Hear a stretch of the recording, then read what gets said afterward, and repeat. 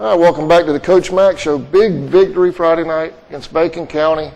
Talk was after they had played so tough, seemingly against Pierce County, it was going to be a rough night, but we dominated. We really did. I was real pleased with the way our kids, showed up ready to play. I think we talked about last week us not having a great week of practice. We had the stomach virus going through the team last week, so we had some kids missing, during the week for that, and we also had a lot of bad weather last week, and so it was really not a good week at all. So my expectations going into this game were pretty low, to be honest with you. I knew that Bacon County was a tremendous athletic football team. Yeah. As you saw, they had great size, great speed all over the field, and opened up a brand new stadium, which they did a great job with the place. Opened up a new stadium, had a huge crowd there. Really knew their kids would play at a high level coming out, and really was worried about the outcome of the game. Yeah. Really felt like it wasn't going to work out. But I tell you, we played extremely well, first of all, on defense. I tell you, we really only had two what I would consider complete breakdowns on defense. Now, we did give up touchdowns in this place. But other than that, I think our defense played outstanding. It was just dominating. Just a great job on defense. And I thought that, our offensive line was being overwhelmed at times, and our running game didn't get going like we had hoped. Although we still were able to run, Andrew Lee ran the ball 26 times for 142 yards and a touchdown. Mm-hmm. But still, those were hard-fought yards for him. Their defensive front was very good. They were really loading up on us. So we really turned to the passing game, and our passing game really came through for us. Jimmy was on fire Friday night. Jimmy had a couple of bad throws, threw a couple of interceptions, I believe, but he threw the ball for 255 yards and spread it around to, I believe, 5 different receivers caught balls. So we were real pleased with that. We missed a couple field goals. You look back at the game, and I'm not real big into this. Well, this should have happened or that should have happened. I believe in what should have happened did happen. So I'm not a big, if this would have happened, we would have won, or this, that. I'm not big into that, making excuses or even reasons why it didn't happen. But we did, I believe, I think some of my coaches were telling me we left nearly over 30 points on the field. We were down inside the 5-yard line, I think 3 or 4 times, and came away with turned the ball over on fumbles, which great football teams don't do that. So we have a lot of work to do there. We also missed 2 field goals. They weren't real close, but against Thomas Johnson has a leg. He can make it from 40 yards. He's been making those. He can make 40-yard field goals pretty routinely, and so him missing those 2 field goals were disappointed. And so we really felt like that we could have actually put the game well out of hand early on and actually had a running clock in the second half.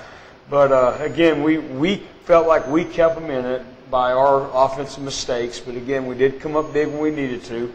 A big punt return by Kurt Nixon for a touchdown. I always tell our kids, you score on special teams, your chances of losing are very small. Right. You're probably going to win a football game if you're scoring on special teams. So Kurt returning that punt return for a touchdown was huge. Kurt catching all the punts were huge. We didn't lose any negative yards by letting the ball hit. So he had a big night. He had a big night receiving. Kurt caught 6 balls for 93 yards, which was really huge. And, again, I know we're going to get into some stats here in a little bit, but again, I felt like defensively it started with the defense, playing great. Offense put enough points up on the board, and along with a special team score. We didn't run the ball as well as we wanted to, although we did run the ball pretty well. Defensively, I think, I don't know if I have that stat, but I know we only gave up 7 first downs to them. It didn't seem like many. It wasn't many, and again, I just cannot say enough of how hard our kids played the entire football game, and that was the reason for the victory. And again, I was shocked because you look at that football team Bacon has on the field and the size they have and the speed they have, and a lot of individual talent. several college prospects, number 3, number 2, were all Division I college prospects, and for us to be able to handle those guys and contain those guys, especially with 3 all over the field, I was really pleased, especially with the defensive side of the ball. Yeah. Coach, let's go back, just to take a step back for just a second. The injury report. How are we looking at it? I know Malik, obviously everybody's praying and worried about Malik. I'll tell you, we have high expectations at Charlton County. Every year we have high expectations. Yeah. We simply expect to win every week we play. And we expect to go deep in the playoffs, and you know how it is. You've been around this whole time. Oh, yeah, it's tradition. But we cannot afford to be losing great high school football players like Toby Dasher. I mean, Toby is out for the year, and like I think we talked about last week, he tore his ACL, PCL, and MCL all. So it's a really devastating injury. Yeah. And then Malik Brunson. Malik has had probably about 6 of the best quarters of football he has had since he's been here. Malik has been really turning it up on the defensive side of the ball, and also we can put Malik out there at running back, and he can really ignite us. And he's a real fast slasher. We put him in there, and he just hits it as hard as he can, as fast as he can. And he's always coming off with big runs, which is a really great change of pace from Andrew. Yeah. And also, we really ride Andrew hard during the game. And he's a big kid. He's a 200-pound running back, and he'll get winded, and it gives us an opportunity to put somebody. It's nice to have that relief. Exactly. And losing Malik is going to really hurt this football team. And it was a horrific injury. He broke both bones in between the ankle and the knee, both the tibia and the fibula, broke both of them. And not only that, he didn't only break those two, but he broke them in multiple places. Oh, man. And it was for him, it was as painful as it looked. I can imagine. After the game, I rushed to the hospital in Waycross, and they were trying to control the pain as much as they could, but he was still in a lot of pain, and he had to wait all the way till 3 o'clock on Saturday till he could have surgery. And he was in there for over 3 hours, and they put rods in there, and they got it to where it needed to be, and they let him come home the very next day. He came home Sunday morning, and I feel bad for the kid. I think I might have mentioned last week that the two worst parts of my job is seeing kids get hurt. Yeah. And the second part, which is not as bad as kids getting hurt, but is having to let kids not play football for discipline reasons or whatever. Right. But those are tough things to do. But dealing with the injuries, when you have, especially to a senior, when you have a kid that knows he's probably never going to play again, and Malik's definitely out for the year. This is a serious injury. It's a very serious injury, and we hate it. It was a clean tackle from behind. It was I watched it several times. It was one of those things. It's kind of like the perfect storm for injuries. I mean, everything fell into line for this thing to happen. I mean, kids, at all levels of football, you'll see football players get hit in the legs and nothing happens. Right. And it really wasn't that hard of a hit. It was just, like I said, it was really just everything lined up just right for that thing to break the way it did. And we just feel awful for Malik and his grandmother. I mean, she, what a great lady. And, Malik lost his mother, I believe it was at the beginning of the summer last spring, and really hated for him. He had to work through that, that tragedy in their family. And then in his senior year, he was playing well, and everything was really looking up for him. And he's a good student. Really hate the fact that we lost him for the year. It's a season-ending. It's definitely a season-ending thing for both him, Toby, and him. So you're losing, for game one. Game one, you lose one of the state's best defensive linemen. Yeah. At which we build our defense around. Then game two, we lose our best defensive back, also our guy that just really provides a great spark in the run game, and would be a lot of teams starting running back. Oh yeah. So we hate it for Malik, and then of course, your son AJ got poked in the eye in a B-team game, which, getting hit in different parts of the body and everything is one thing. I mean, there's certain things you don't want to mess with, and that's the eyes. You can always, fix knees and ankles and things like that, but if you eyes are a little different story, and it was just it was one of those freak things that happened. It was just a football player. A defensive player reaching for the quarterback, and it just happened to, again, one of those things, 100 times it wouldn't happen again. Right. Like I said, I've been coaching here for 25 years, and I've only seen what happened to Malik one other time. Right. It happened to our player a long time ago in the early 90s. But again, I've never seen it happen to any other player. And then AJ, I've never had a kid in all these years get poked in the eye to the point to where, there's some real concern there for him and for the health of the eye. So, and again, I think talking to your wife, I think hopefully we're going to have AJ back for Thursday. We have a big B team game here against Ware County, 5 o'clock, big B team game here. So hopefully AJ is going to be fine because he's a good young football player, and I hope so. He makes a lot of good plays for us at the quarterback position. So hopefully we'll have him back. But again, just our thoughts and prayers go out to Malik and his family as they go through this. And when it happened, the thing that Malik kept saying, I can't believe this has happened, and I can't believe, and I can relate to that. I can't believe this is happening either. I mean, It was just, you don't wake up thinking that you're going to lose a football player today to an injury, and so we his senior year and everything he's gone through this spring and all. It's just, he's been a program guy. He's been a kid that's been all through our program for all these years, and junior high on up, and now his last senior year, with a lot of promise, he gets this kind of injury. It's not a sprained ankle or even something like that in a week or two he's going to be fine. It's something he's out.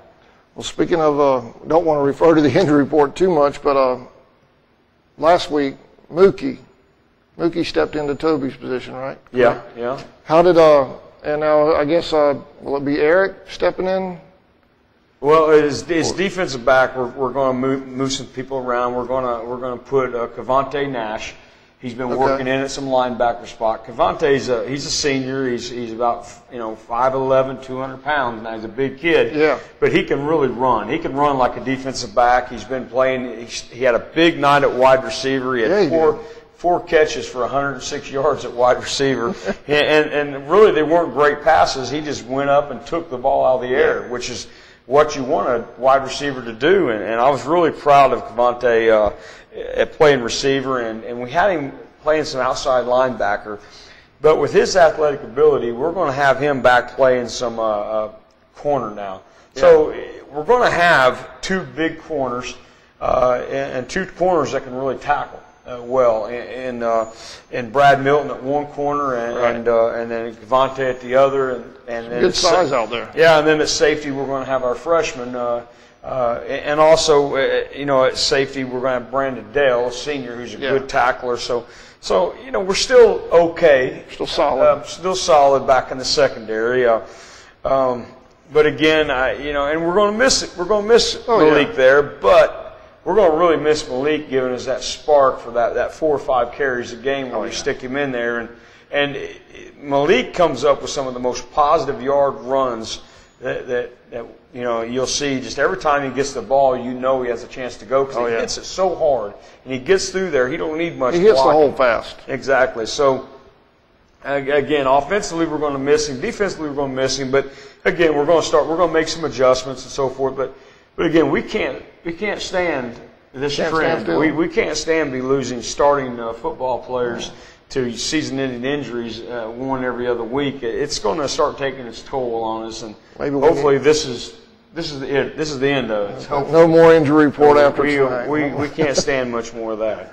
Well, I know you have a lot of stats over there, Coach. One thing that I thought, just from what I refer to as the fan standpoint, Jimmy Nils and Kurt Nixon in that first half, they were just outstanding. Jimmy was putting the ball in some good places to be caught, and like I said, Jimmy threw the ball for 255 yards, and when your running game is struggling, and I know we did have a back go for 142 yards, but still the running game was struggling. We're used to 300. Yeah, the running game was struggling, so Jimmy did really come up with a lot of big passes, big first down passes, and we mentioned Kevonte Nash had 4 catches for 106 yards.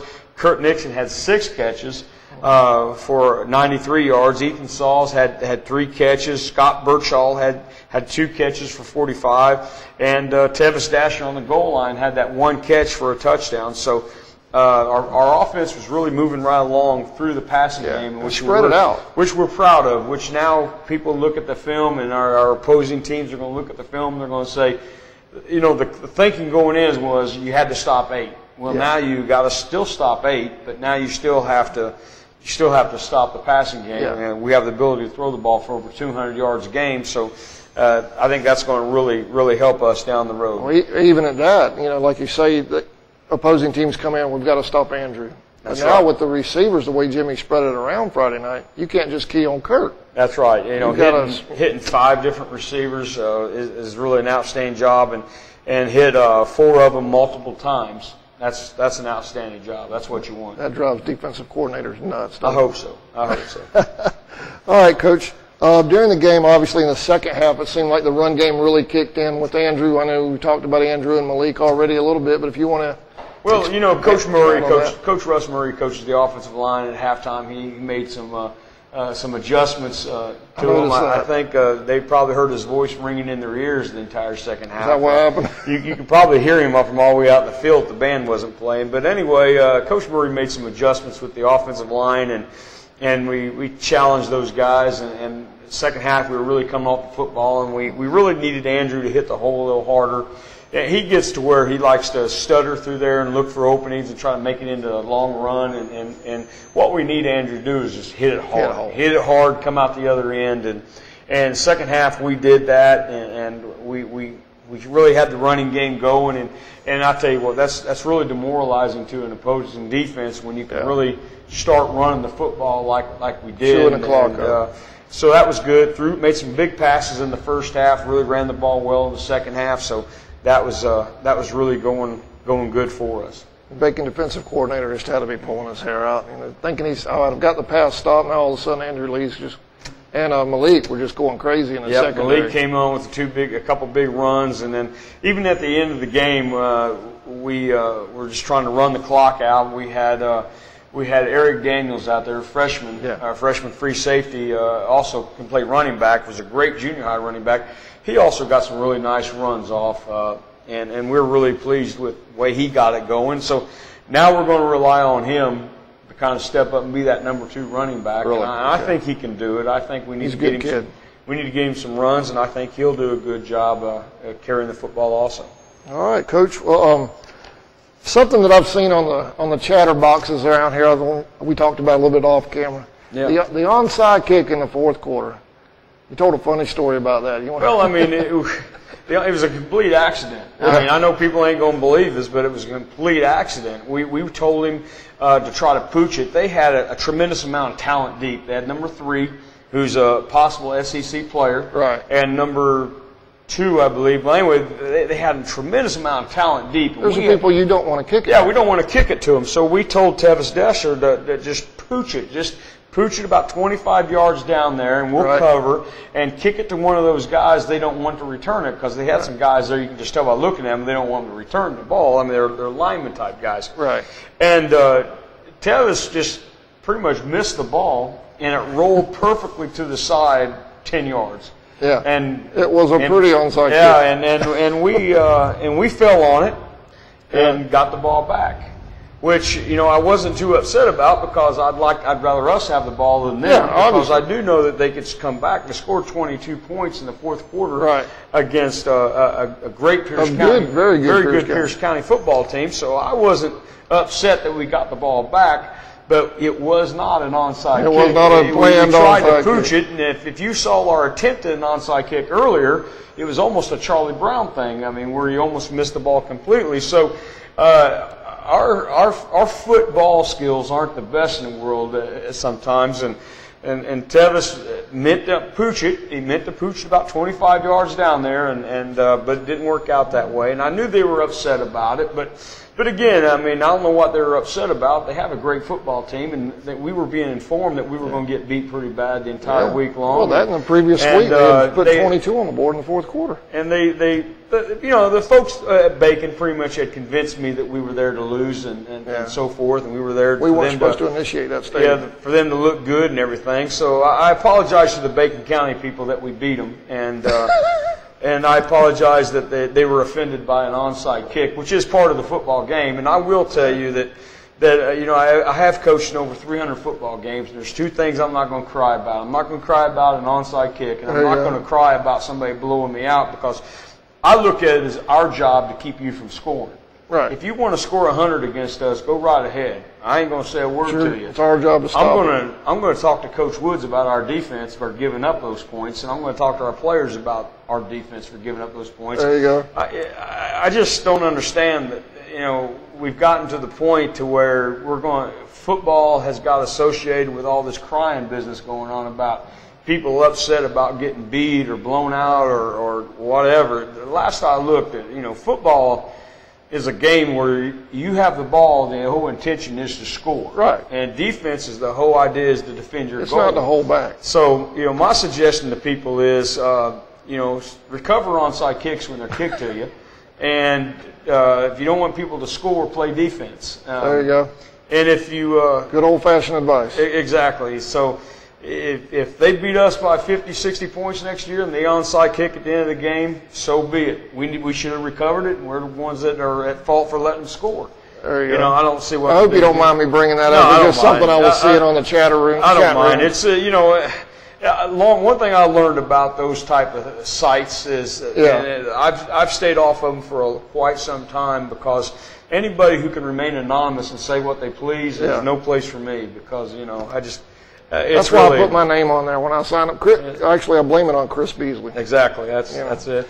But I don't put much stock in that sort of stuff. All right, well, coming up, we're going to take a short break, Coach. Coming up, Senior Spotlight. Who do we have? We have Scott Birchall, number 4. Scott Birchall, number 4, and we'll be right back after this message. The Folkestone Pharmacy, your original hometown pharmacy for over 45 years, is a proud sponsor of Charlton Sportsnet broadcasts. Folkestone Pharmacy accepts insurance from most local employers, including the City of Folkestone, Charlton County, Babcock and Wilcox, AJM, Charlton Memorial Hospital, and many others. The Folkestone Pharmacy wishes the Indians best of luck this season.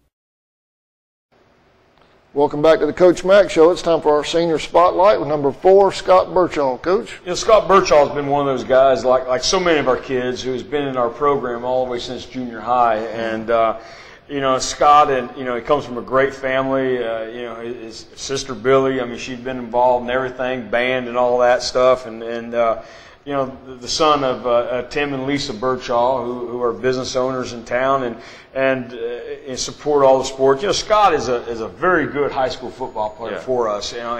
Like we talked about, Scott had 2 big catches last week for 45 yards. He's our long snapper for punt and extra point, and has done a really good, consistent job over the last few years with that. And all of that, Scott's a very good high school baseball player also. Yeah. So he really contributes to not only our sport being successful, but also baseball being successful. And again, Scott's the kind of guy that you really, teachers love, and he's one of these guys that's low maintenance, never in trouble. Yeah. You don't ever have to wonder if he's, where he's at. Has he got detention, or is he going to make it to workouts or nothing like that? Scott is one of those guys you can always count on. And, he's going to be one of those guys you're going to miss because of just the solid contributions that he's made to not only our football program, but also the baseball program. So, Scott is someone that we just have really grown to depend on, especially in the special teams, the long snapping and so forth. And he's got a lot of energy. You'll see him out there jumping around, bouncing around. He's a very energetic person and so forth. And he's somebody that we're lucky to have, and hopefully he continues to have a good, solid senior year in football, and hopefully he contributes to another state championship in baseball. And I know that his parents are really proud of him, and we're proud to have him as our Spotlight Senior of the Week. Oh, no doubt about it. Congratulations, Scott Birchall, to your family and everything. And Scott didn't ask for a new car or anything like Caleb. No, I didn't even tell him about this. Yeah, this is total surprise. I didn't even think of telling him. We've been running around. No new car, Scott. So. No, nothing. No free stuff for this. No free stuff. You got to be like Caleb and ask ahead of time. That's right. That's right. All right, that's our Senior Spotlight for this week. Congratulations to Scott Birchall, and we'll be right back. Okefenokee Rural Electric Membership Corporation offers more than dependable electrical energy at a competitive price. Quality service is provided by a friendly and professional staff trained to meet your every electrical power need, whether residential, commercial, or industrial. If you have any questions or need information, call us at 1-800-262-5131. Okefenokee REMC, owned by those we serve. A proud sponsor of this year's Indian football broadcast. All right, welcome back to the Coach Mack Show, our third and final segment where we usually jump into the upcoming opponent Friday night, Coach. But our kids that have gone on out of your football program, they were all making some noise this past weekend. Yeah, a good way to keep up with them is to really check not only your site, but Glenn Hughes' website, Charlton County Indians. I think I forgot what the thing is. I think if you just Google Charlton County football or something, it'll go to Glenn's site. But again, I had to write them all down because we have so many kids out playing different places. I bet I probably even still forgot somebody. But like I think on your site, you guys talked about what Trey was doing. Trey starting playing quarterback, doing a great job. Trey Harrington and Lance Thompson are both doing a great job at North Georgia Sports Academy. And I don't know exactly what town that's in, but I know it's in North Georgia, of course. Yeah. But they're both doing a great job up there, continuing their education and their football. Will's doing a great job. He's going to be redshirted at JU down in Jacksonville, but he's having a great experience and doing really good there. Brent Wiles is the starting long snapper for Valdosta State, and Donovan Boulding is starting wide receiver for Valdosta State. So we have two guys over Valdosta State starting over there, and then we have Anthony Wooding, who's having a great finish to his career at Wake Forest. I did an interview about a week or so ago with a newspaper in Wake up at Winston-Salem about Anthony Wooding, and they're talking about him being, like a real team leader and somebody that would have a chance possibly to play at the next level, possibly play some NFL football. So Anthony Wooding's doing an awesome job at Wake Forest, and he's on schedule to graduate soon. Chris Milton, who's starting for Georgia Tech at a corner, and I know last week against Georgia Southern he made a lot of great plays, and I know today, as we're filming this, today's his birthday, so happy birthday to Chris. Birthday. Chris is, it's easy to keep up with Chris. All you got to do is just stay in touch with his family, because it seems like they make it to nearly every game, which is great for them. But again, Chris, I saw Chris in the spring. He looked great, doing great, and Chris is on schedule to graduate early from Georgia Tech, where he'll actually have graduated probably by this spring. And he has an entire another year to play football. Oh, really? So Chris is a guy that's going to really take advantage of his scholarship and get an undergraduate degree from Georgia Tech and get ready to start on his master's degree. And I really believe personally that Chris is a guy as intelligent as he is and as athletic as he is, and just the high character that he has. Chris is going to have a chance to play again at the next level. I personally believe that. I think the NFL would be crazy not to want a guy like Chris Milton. A high-character guy. With all the mess, all the publicity the NFL is getting. They're getting it now, aren't they? Get Anthony Wooding, get Chris Milton. You won't have any of that kind of problems, because these are just incredible people.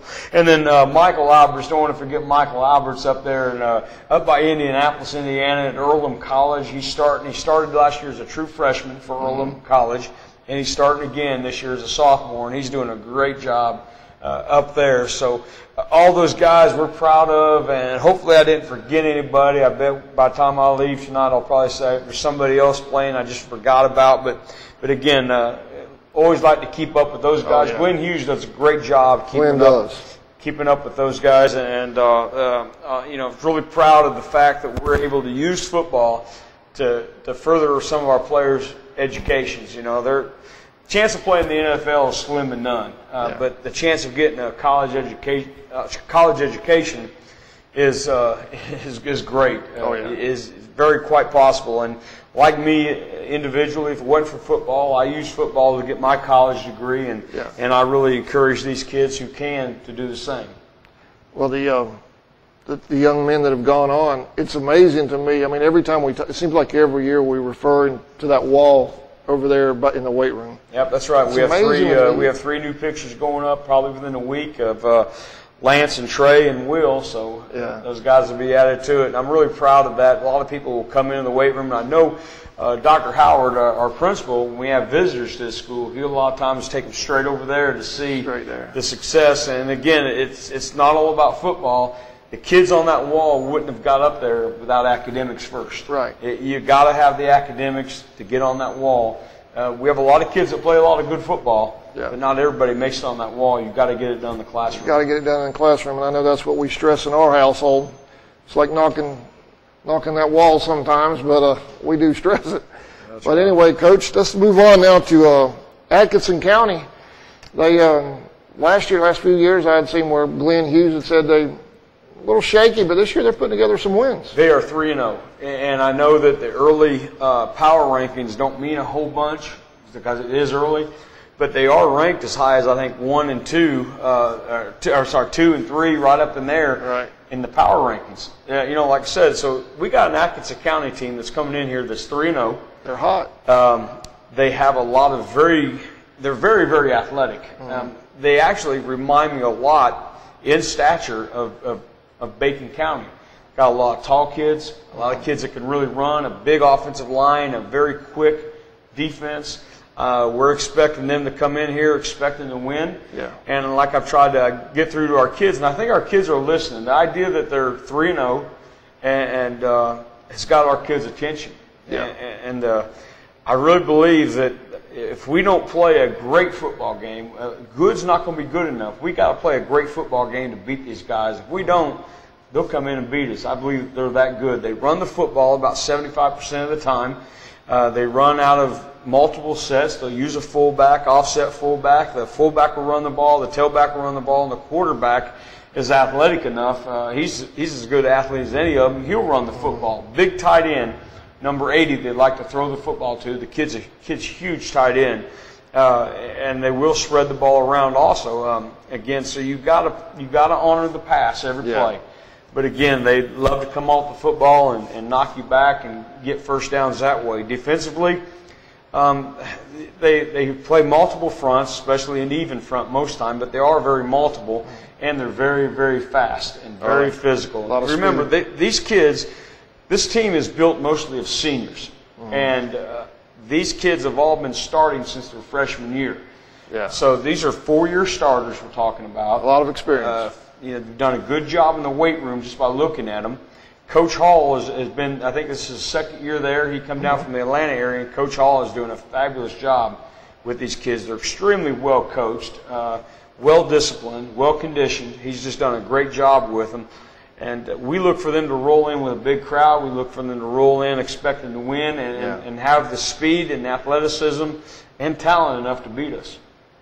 Well, hopefully that won't happen. Hopefully our defense will have the game they had Friday night. We've got to avoid injuries this week. We've got to avoid the flu bug this week. We've got to improve. We've got to improve, especially on the offensive line. And again, with the new emphasis on the passing game mixed in, hopefully we're going to be a little bit tougher to defend.